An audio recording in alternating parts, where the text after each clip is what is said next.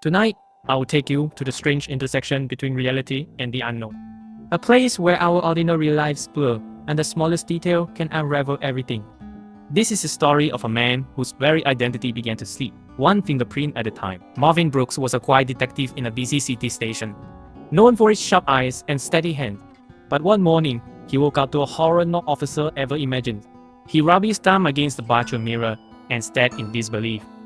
His thumbprint was gone. Smooth, blank skin, where the unique swirl should be. He tried again, pressing his fingertip onto a piece of paper. Nothing. The lines, the loop, the arches vanished. Panicked, he rushed to work. He scanned the coffee cup he always used, only to find his print was invisible to the scanner. His colleagues joked until he held up his hand, palm open like a pleading child. The room fell silent. No one could deny the emptiness on his skin. Day after day, more prints disappeared. His index finger, middle finger, even the ridges on his palm began to dissolve like mist. His identity, built on evidence, began to crumble. Paperwork stalled. His badge and clearance codes rejected him. He became a ghost in his own department, still there, but no record to prove it. Determined, Marvin dug into old files, searching for a clue. Late one night, he found a dusty case about a woman who claimed her prints were stolen by a phantom thief, appearing from the shadows between moments. She said the creature fed on the shape of our uniqueness and left its victims untraceable. The case went cold. Marvin read her final note.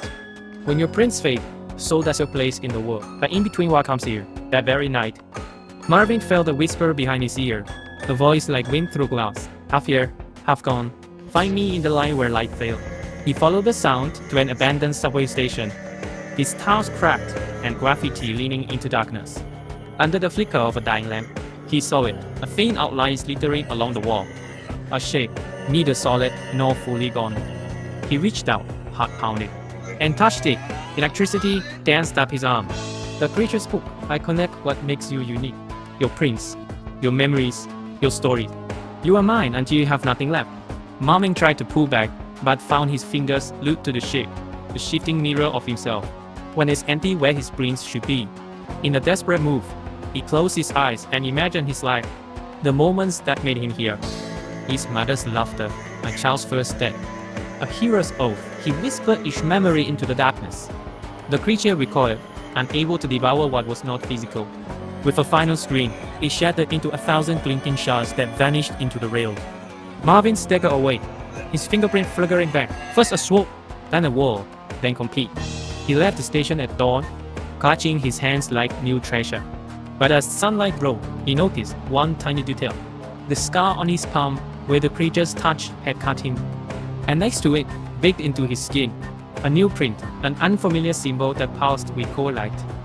Nobody in the city station would recognize it. Not even him.